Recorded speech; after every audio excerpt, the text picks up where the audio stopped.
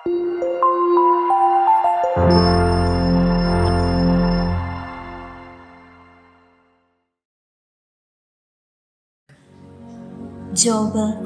അധ്യായം 40. കർത്താവ് തുടർന്നു, ആക്ഷേപം പറയുന്നവൻ സർവശക്തനോട് ഇനിയും വാദത്തിന് മുതിരുമോ? ദൈവത്തോട് തർക്കിക്കുന്നവൻ ഉത്തരം പറയട്ടെ. ജോബ് നിശബ്ദനാകുന്നു. ജോബ് കർത്താവിനോട് പറഞ്ഞു, ഞാൻ നിസ്സാരനാണ്, ഞാൻ എന്തുത്തരം പറയാനാണ്? ഞാൻ വായ് പൊത്തുന്നു. ഒരിക്കൽ ഞാൻ സംസാരിച്ചു, ഇനി ഞാൻ ഉത്തരം പറയുകയില്ല.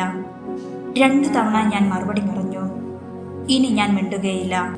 ദൈവം തുടരുന്നു. അപ്പോൾ ചുഴലിക്കാറ്റിൽ നിന്ന് കർത്താവ് ജോബിനോട് അരുളി ചെയ്തു, പുരുഷനെ പോലെ നീ അരമുറുക്കുക. ഞാൻ ചോദിക്കാം, ഉത്തരം പറയുക. നീ എൻ്റെ വിധി അനീതിപരമെന്ന് പറയുമോ? നിന്നെ തന്നെ നീതീകരിക്കാൻ നീ എന്നെ കുറ്റക്കാരനാക്കുമോ? നീ ദൈവത്തെ പോലെ ശക്തനാണോ? അവിടുത്തെ പോലെ ഗർജന മുഴക്കാൻ നിനക്കാകുമോ? മഹിമയും പ്രതാപവും കൊണ്ട് നിന്നെ തന്നെ അലങ്കരിക്കുക. മഹത്വവും പ്രഭാവവും ധരിച്ചുകൊള്ളുക.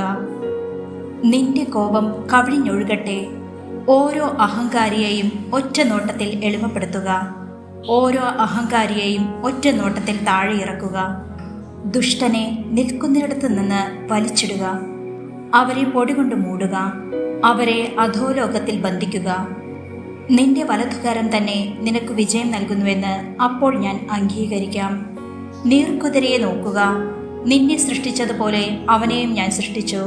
കാളയെ പോലെ അവൻ പുല്ലു തിന്നുന്നു. അവന്റെ ശക്തി അരയിലും ബലം ഉദരപേശികളിലുമാണ്.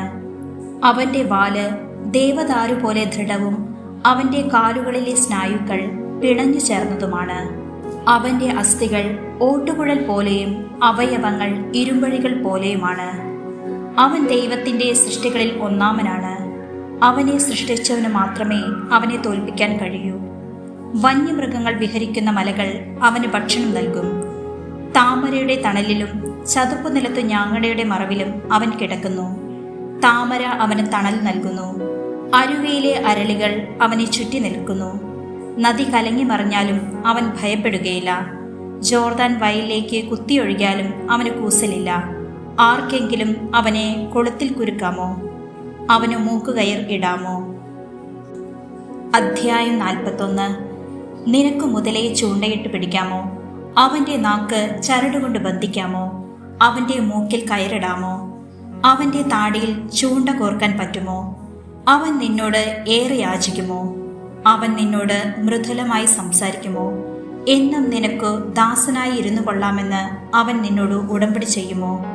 ഒരു പക്ഷിയോടെന്ന പോലെ നീ അവനോട് കളിക്കുമോ? നിന്റെ ബാലികമാർക്കു വേണ്ടി അവന് തോൽവാറിടുമോ? വ്യാപാരികൾ അവനു വേണ്ടി വില പേശുമോ? അവർ അവനെ കച്ചവടക്കാർക്ക് പകുത്തു വിൽക്കുമോ?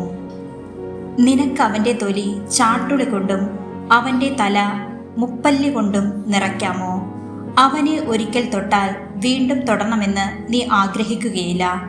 ആ യുദ്ധം നിനക്ക് മറക്കാനാവില്ല. അവനെ കാണുന്നവന്റെ ധൈര്യം അറ്റുപോകുന്നു. കാണുന്ന മാത്രയിൽ അവൻ നിലംപതിക്കുന്നു. അവനെ ഉണർത്താൻ തക്ക ശൂരനില്ല. പിന്നെ എന്നോട് എതിർത്തു നിൽക്കാൻ ആരുണ്ടാകും? ഞാൻ മടക്കി കൊടുക്കേണ്ടതിന് ആരെങ്കിലും എനിക്ക് മുൻകൂട്ടി തന്നിട്ടുണ്ടോ? ആകാശത്തിന് കീഴുള്ളതൊക്കെയും എൻ്റേതാണ്.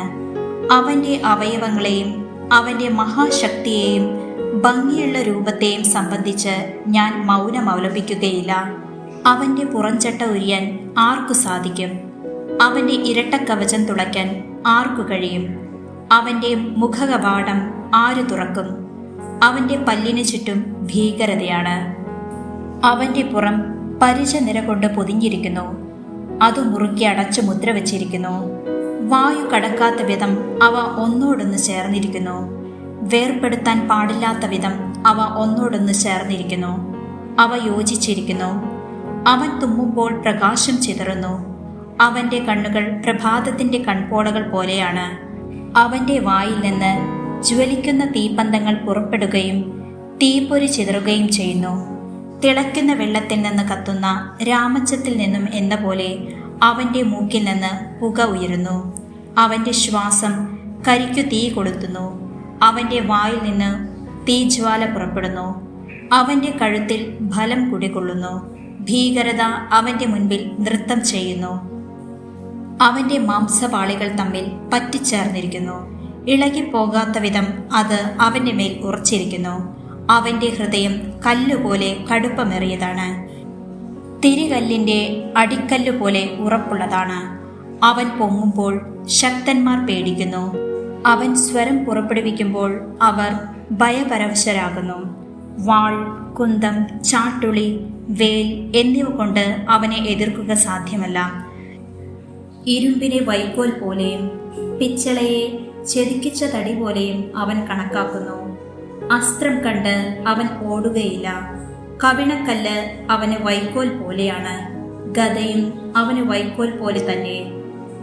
വേലിന്റെ കിലുക്കത്തെ അവൻ പരിഹസിക്കുന്നു. അവന്റെ അധോഭാഗം മൂർച്ചയുള്ള ഓട്ടുകഷ്ണം പോലെയാണ്. അവൻ ചെളിയിൽ മെതിത്തടി പോലെ കിടക്കുന്നു. അവൻ സമുദ്രത്തെ ഒരു കലത്തിൽ എന്ന പോലെ തിളപ്പിക്കുന്നു. കടലിനെ ഒരു കുടം തൈലം പോലെ ആക്കി തീർക്കുന്നു. അവൻ പിന്നിൽ തിളങ്ങുന്ന ഒരു ചാൽ അവശേഷിപ്പിക്കുന്നു. ആഴിക്ക് നരബാധിച്ചതുപോലെ ഒരുവന് തോന്നും. ഭൂമുഖത്തെങ്ങും അവനെ പോലെ നിർഭയനായ ജീവിയില്ല. ഉന്നതമായവയെല്ലാം അവൻ ദർശിക്കുന്നു. ഉദ്ധത ജന്തുക്കൾക്ക് അവൻ രാജാവായിരിക്കുന്നു.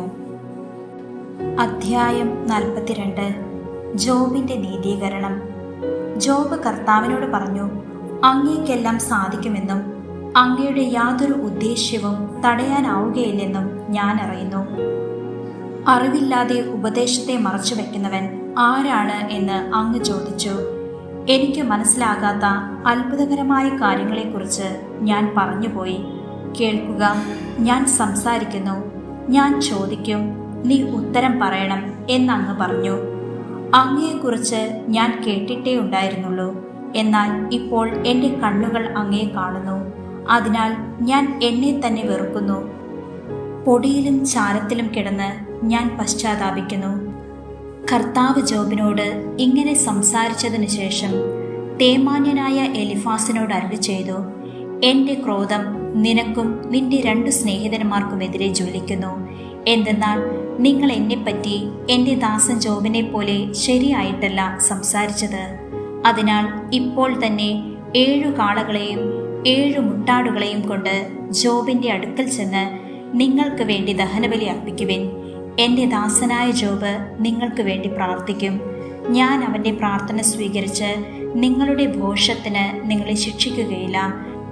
നിങ്ങൾ എൻ്റെ ദാസനായ ജോബിനെ പോലെ എന്നെപ്പറ്റി ശരിയായത് സംസാരിച്ചില്ല.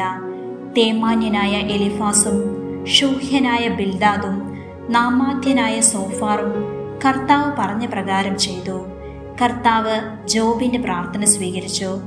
ജോബ് തൻ്റെ സ്നേഹിതന്മാർക്കു വേണ്ടി പ്രാർത്ഥിച്ചപ്പോൾ അവനുണ്ടായിരുന്ന ഐശ്വര്യം കർത്താവ് തിരികെ കൊടുത്തു.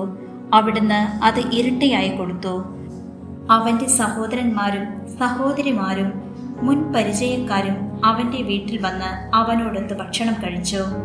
കർത്താവ് അവൻ്റെ മേൽ വരുത്തിയ എല്ലാ അനർത്ഥങ്ങളെയും കുറിച്ച് അവർ സഹതപിക്കുകയും അവനെ ആശ്വസിപ്പിക്കുകയും ചെയ്തു.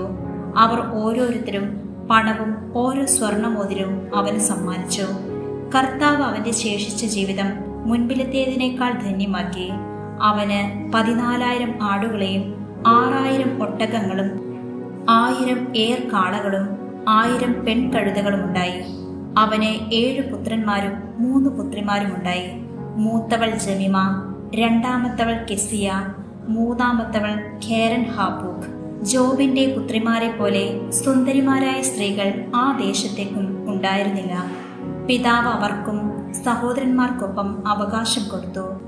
അതിനുശേഷം ജോബ് 140 വർഷം ജീവിക്കുകയും മക്കളും മക്കളുടെ മക്കളുമായി 4 തലമുറ വരെ കാണുകയും ചെയ്തു. അങ്ങനെ ജോബ് പൂർണ്ണായുസ്സു പ്രാപിച്ച് വൃദ്ധനായി മരിച്ചു.